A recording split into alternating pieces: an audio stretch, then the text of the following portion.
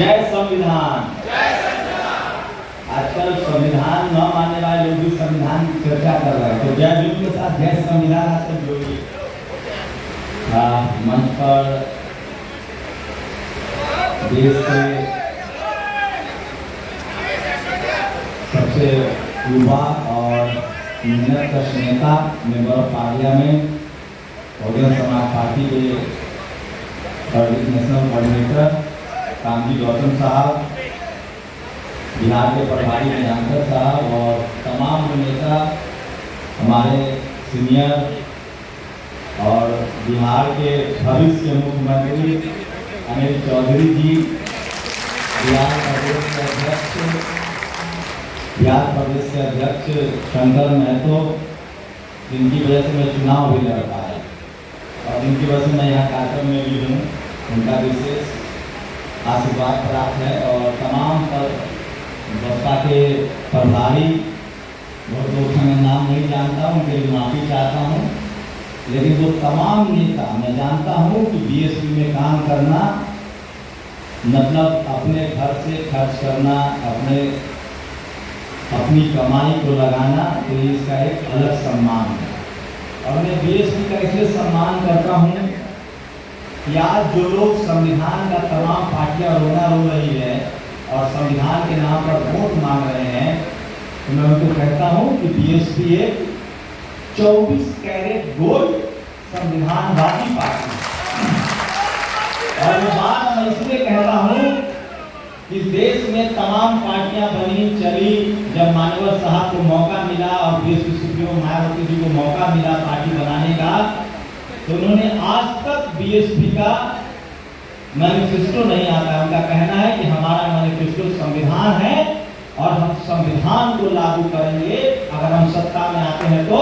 और जब जब बीएसपी सत्ता में आई है उसने संविधान को लागू किया है, और जब संविधान लागू होता है तो इस देश के तमाम शोषित वंचित और जो अमीर गरीब सब है उनको उनका अधिकार मिलता है। तो कोई आज के समय में एक बड़ा ड्रामा चल रहा है, क्योंकि मैं मीडिया में भी हूँ, पत्रकार हूँ, तो जब भी आप लोगों को कोई कहे ना, हमको भी कहता है कि बीजेपी की बी टीम है बीएसपी या किसी और की बी टीम है, तो उसको कहिए कि मान लीजिए बीएसपी बी टीम है, लेकिन बाकी दल तो कांग्रेस का क्लोन है। क्लोन मतलब समझते हैं, डुप्लीकेट। जैसे बी टीम तो हो सकता है ना, ये है बी है, लेकिन बाकी जो दल है वो 60 साल राज करने वाली कांग्रेस की क्लोन है, बी टीम है, फोटोकॉपी है। तो बताइए असली संविधानवादी पार्टी और 24 कैरेट गोल्ड कौन पार्टी है? बीएसपी है। और मैं ये बात इसलिए कह रहा हूँ, कुछ लोग कह रहे हो कि आज छत्रपति साहू जी महाराज की जयंती है तो उस पर बात होनी चाहिए। आप सोचिए, आप कल्पना कीजिए, मैं ज्यादा पीछे नहीं ले जाऊंगा, थोड़ा सा पीछे जाइए। आप कल्पना कीजिए कि अगर मानवर कांशीराम साहब नौकरी छोड़ के और सार्वजनिक जीवन में, सोशल लाइफ में, पब्लिक मूवमेंट में नहीं आते, तो बाबा साहेब को तो दिल्ली में परिनिर्वाण के बाद दफ्न भी नहीं होने दिया गया था, बॉम्बे भेजा गया और उसके बाद मिट्टी डाल दी गई थी। लेकिन ये चोरी यही नहीं थी। थोड़ा सा फ्लैशबैक में ले चलूंगा आपको। आप सोचिए, कल्पना कीजिए, आप सब पढ़े हुए लोग हैं, मैं थोड़ी सी बातें 5 मिनट और लूंगा। तथागत बुद्ध, सम्राट अशोक, साहू जी महाराज के पहले की बात बता रहा हूं। तमाम जो बहुजन महाराजा थे, राजा थे, जब भारत सोने की चिड़िया थी, जब भारत ज्ञान का केंद्र था, विश्व का केंद्र था, और जब बुद्ध विश्व गुरु थे, उनको मनुवादी ताकतों ने दफन कर दिया, इतिहास को मिटा दिया। संयोग से कुछ लोग आए, उन्होंने उस इतिहास को खोजा और उसी दौर में बाबा साहब ने उसको लिखा। तो बाबा साहब ने तथागत बुद्ध को, कबीर साहब को और संतों के संत श्रीमती रविदास महाराज को जीवंत किया, और बाबा साहब फूले साहब के काम को जीवंत किया। जैसे फूले साहब ने छत्रपति साहू जी महाराज और उनके जो वंशज थे शिवाजी महाराज के इतिहास को जिंदा किया।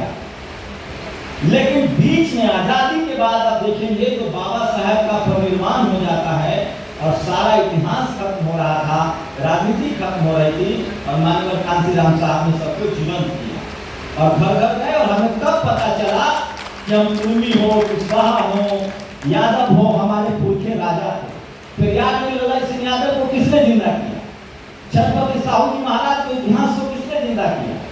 तो इन तमाम महापुरुषों को जो उस समय के सूत्र और झूठ कहे गए, जो संविधान के हिसाब से SC, ST, OBC और अल्पसंख्यक हैं, चाहे वो फातिमा शेख हो, चाहे ज्योतिबा फुले हो, इन सबको माननीय कांशीराम साहब ने जिंदा किया। और इसीलिए हम लोग का दावा है कि BSP जो है वो 24 कैरेट गोल्ड की पार्टी है। लेकिन सवाल है कि आज 24 कैरेट गोल्ड की पार्टी है। मायावती जी जब मुख्यमंत्री बनी तो उन्होंने ज्योतिबा फुले इंटर कॉलेज बनाए, अस्पताल बनाए, स्कूल बनाए, माननीय कांशीराम साहब हॉस्पिटल बनवाया, महापुरुषों के नाम पर जिला का नाम रखा। और लखनऊ और नोएडा का बहुजन स्मारक पार्क तो किसी से छुपा हुआ नहीं है। तो ये सब क्या था? ये सब साहू जी महाराज, छत्रपति महाराज को जिंदा करने की बात थी। आज हम लोग को फिर से जातियों में बांट दिया गया और बहुजन नहीं बन पा रहे हैं। आप कल्पना कीजिए कि मायावती जी एक बार फुल फ्लेज मुख्यमंत्री नहीं बनती तो क्या साहू जी महाराज के नाम पर जिला होता और आदमगढ़ मूर्तियां लगती? और उसको भी कुछ लोगों ने खत्म कर दिया। तो मैं फिर कह रहा हूं कि देश में बहुजन महापुरुषों का अगर कोई मान सम्मान किया है, कर रहा है और आगे करेगा, तो वो 24 कैरेट गोल्ड संविधानवादी पार्टी BSP ही करेगी। और मैं फिर कह रहा हूं, जब तक आपकी सत्ता नहीं होगी तब तक ये सब संभव नहीं है। छत्रपति साहू जी महाराज ने बाबा साहब के लिए जो भी किया, जातिगत पहला सर्वे करवाया अपने राज्य में। एक दलित जो उनको अछूत कहा जाता था, जिनको शुद्ध कहा जाता था, उनके चाय की दुकान खुलवाए क्योंकि वो राजा थे। और जब तक हम लोग सत्ता में नहीं आएंगे तब तक कुछ नहीं होगा। और हमारे सत्ता में आने का एक ही तरीका है कि तमाम जो बैकवर्ड समाज की जातियां हैं और वो जिम्मेदारी SC समाज के लोग, रविदास समाज के लोग उठा रहे हैं। हमको घर घर जाकर रोज बात करना पड़ेगा। जैसे मैं रोज आपके सामने रोज 365 दिन में वीडियो बनाता हूँ, मुझे फर्क नहीं पड़ता है कि हमें कौन गाली दे रहा है, कौन सुन रहा है, कौन नहीं सुन रहा है। दुनिया की सच्चाई है कि आप एक बार में पत्थर को रस्सी से नहीं तोड़ सकते हैं, लेकिन आप रोज रस्सी उस पर आगे पीछे करेंगे तो पत्थर घिस जाता है। तो अगर आप बहुजन समाज पार्टी के कार्यकर्ता हैं, बहुजन समाज के सामाजिक आदमी हैं, आप भले पार्टी के ना हो, सामाजिक आंदोलन से जुड़े हैं। मैं भी पार्टी से नहीं जुड़ा हुआ था, अब जुड़ा हुआ हूँ। पहले मैं पत्रकार था, अभी भी पत्रकार हूँ। कोई रोक लिया क्या?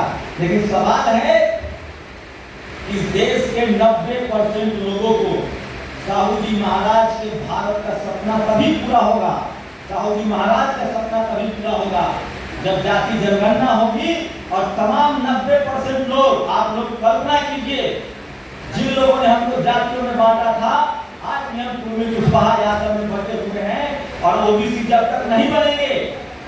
आप सोचिए, नया नया सर्वे आया है कि 90 लोगों के पास, मान लीजिए देश की कुल आबादी 100 है तो 90 लोगों के पास सिर्फ 10 रोटी है खाने के लिए। अब उसमें वो क्या खाएगा, क्या बचाएगा, क्या पढ़ाएगा लिखाएगा? और 10 लोगों के पास 90 रोटी है। लेकिन मैं फिर कह रहा हूं, इस देश में जितने दल हैं, जितने सामाजिक कार्यकर्ता हैं, राजनीतिक दल है, उनको 24 कैरेट गोल्ड BSP को चुनना पड़ेगा। तब जाकर आपके महापुरुषों का सम्मान होगा और तभी आपको संवैधानिक अधिकार मिलेगा और तभी संविधान लागू होगा। और सोचिए, अगर BSP नहीं होती और BSP का खौफ नहीं होता और BSP का डर नहीं होता कि BSP जब चुनाव लड़ती है तो सबको संविधान की बात करनी पड़ती है। और आज मैं रिकॉर्ड देख रहा हूं, साहू जी महाराज पर सोशल मीडिया पर लिख रहे हैं लोग, बहुजन समाज के कार्यकर्ता लिख रहे हैं और बहुजन आंदोलनकारी लिख रहे हैं। और एक बात तो गांठ बांध लीजिए, इस देश में पिछले बाबा साहब के परिनिर्वाण के बाद अगर सामाजिक आंदोलन किसी पार्टी ने चलाया है किसी नेता ने चलाया है, किसी दल ने चलाया है, तो माननीय कांशीराम साहब, मायावती जी और बीएसपी ने चलाया है, BS4 ने चलाया है और बांसठ ने चलाया है।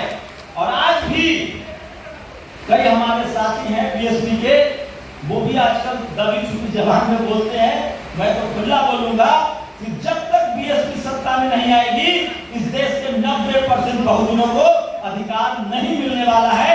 जांच मान लीजिए, एक पत्रकार के तौर पे 25 साल से मैं भी सत्ता को, राजनीति को देख रहा हूं, और जब तक सामाजिक आंदोलन वाले लोग, और इसकी जिम्मेदारी बीएसपी के कार्यकर्ताओं को लेनी पड़ेगी, ताकि साहू जी महाराज का भी सपना पूरा हो और इस देश में पूरी तरह से संविधान लागू हो। आप लोगों को लगता होगा कि पैसा नहीं है, संसाधन नहीं है, तो कैसे राजनीति होगी। मुझे लगता है ये सब हम लोग को डराने के लिए किया गया है। हमें डरना नहीं है, पैसे से राजनीति नहीं होती है, पैसे से ही सामाजिक आंदोलन नहीं होता है, उसके लिए जुनून चाहिए। और आप लोग साहू जी महाराज को इतने लोग मानने वाले हैं, और इस देश के तमाम जितने ओबीसी के कितने लोग हैं यहाँ हाथ उठाइए, मैं भी ओबीसी हूँ। ये जिम्मेदारी हम ओबीसी के लोगों की जिम्मेदारी है, क्योंकि हमारी आबादी 65% है। और जिस दिन इस देश का ओबीसी फूले, पेरियार, अंबेडकर, साहू जी महाराज, मायावती, माननीय कांशीराम साहब और बीएसपी से जुड़ गया, तब जाकर इस देश में स्कूल, कॉलेज, संविधान के नाम पर जो लोग आज संसद में आए हैं, वो क्या क्या बोल रहे हैं, किसी से छुपा हुआ नहीं है। इसलिए साहू जी महाराज अब नहीं आएंगे, बाबा साहब नहीं आएंगे। अब इसी में से किसी साहू जी महाराज को चुनना पड़ेगा या बनना पड़ेगा, और हम सबको बाबा साहब के विचारों को आगे लेकर चलना पड़ेगा। और बिना झिझक, बिना लाज शर्म के, बिना किसी की बात को सुने हुए रोज एक एक आदमी को जोड़ना पड़ेगा। और तमाम SC, ST, OBC के लोग, अल्पसंख्यक समाज के लोग और जो गरीब लोग हैं, उनको बताना पड़ेगा कि संविधान के नाम पर आज आपका अधिकार छीना जा रहा है। गरीब अब पढ़ नहीं सकता है, शिक्षा के बजट में 7% कटौती हुई है। आपको MP मेंबर पार्लियामेंट जो है हमारे राज्यसभा सांसद वो बताएंगे, वो कल भाषण देकर भी आए हैं संसद में, कि शिक्षा सबको एक बराबर कर दिया जाए। बहुत बुरी स्थिति है। और इस देश में आज भी मैं कह रहा हूं, इस देश में बहाना है कि बीजेपी सत्ता में है। सत्ता में आज भी कांग्रेस और उसी के भाई बंधु बैठे हुए हैं जो 60 साल से सत्ता में कर रहे थे। 130 से ज्यादा सांसद कांग्रेस का बीजेपी में गया हुआ है। तमाम ये जो दल हैं, इनके लोग कल इस पार्टी में, कल उस पार्टी में, परसों उस पार्टी में जाते हैं। बीएसपी का कोई इक्का दुक्का अवसरवादी होता होगा जो पार्टी बदलता है। बीएसपी के लोग जो आते हैं वो अपना जीवन पार्टी को देते हैं, सामाजिक आंदोलन को देते हैं। और मैं फिर कह रहा हूं, जब इतिहास लिखा जाएगा तो सबसे ज्यादा 24 कैरेट गोल्ड संविधान पार्टी बीएसपी होगी और आपको फर्क होगा। इसलिए अनिल भाई का भी हाथ मजबूत कीजिए आप लोग बिहार में, और अभी से लग जाइए। विधानसभा का चुनाव है और आप चाहते हैं कि साहू जी महाराज के नाम पर चौक चौराहे का नाम पड़े, स्कूल कॉलेज का नाम पड़े, आपके मान सम्मान हो, आपके पुरखों का, चाहे सम्राट अशोक हो, चाहे साहू जी महाराज हो, तो उसके लिए सत्ता में आपको आना पड़ेगा। और सत्ता में आने के लिए अंतिम बात कह रहा हूं, और कुछ नहीं चाहिए। इस देश का दलित, पिछड़ा, किसान, आदिवासी, अल्पसंख्यक, गरीब सबसे ज्यादा मेहनत कश है। खेत हम जोतते हैं, ट्रेन हम चलाते हैं, पत्थर हम तोड़ते हैं। एक काम हम लोगों को नहीं आता है, मुंह चलाना। जिस दिन हम लोगों ने बोलना शुरू कर दिया, जबान चलाना शुरू कर दिया, उस दिन हमारी सत्ता होगी। और एक आखिरी लाइन कह रहा हूं कि सोशल मीडिया का जमाना है। जितने लोग यहाँ बैठे हुए हैं, आप लोग एक एक तस्वीर लीजिए और एक एक तस्वीर उधर की लीजिए और अपने ट्विटर पर, फेसबुक पर पोस्ट कीजिए। अगर आप जमाने के हिसाब से नहीं चलेंगे तो आप पीछे पड़ जाएंगे।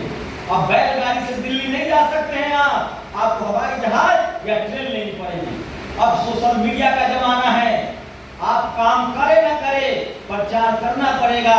और हम लोग तो मेहनत का लोग हैं। अगर चाहते हैं कि आज कल जिस तरह से वीरांगना फूलन देवी जी जो शहादत दिवस है वो ट्विटर पर ट्रेंड कर रहा था, तो फूल आज साहू जी महाराज के फोटो को सब लोग शेयर कीजिए ताकि दुनिया को पता चले और पूरा देश को पता चले कि बिहार में बीएसपी का झंडा बुलंद हो रहा है और तमाम बहुजन महापुरुषों का सम्मान का जिम्मा बीएसपी ने उठाया है। और बिहार में बीएसपी को भी मजबूत कीजिए, समाज को मजबूत कीजिए, महापुरुषों का सम्मान अपने आप मिलेगा। ये लंबी लड़ाई है, लेकिन इतना ही करना है आपको, रोज सुबह शाम परिवार भी चलाना है, घर भी चलाना है, और 1 घंटा सुबह और 1 घंटा शाम जवान भी चलाना है, और सबके सामने बीएसपी बहुजन महापुरुषों की बात को आपको कहना है, बोलना है। और आपको सोशल मीडिया प्लेटफॉर्म है, अगर आप उस पर नहीं बोलेंगे, नहीं लिखेंगे, तो हमारे हक अधिकार नहीं मिलेंगे। आप लोग मेरी बातों से सहमत हैं तो एक बार जोर से बोलिए।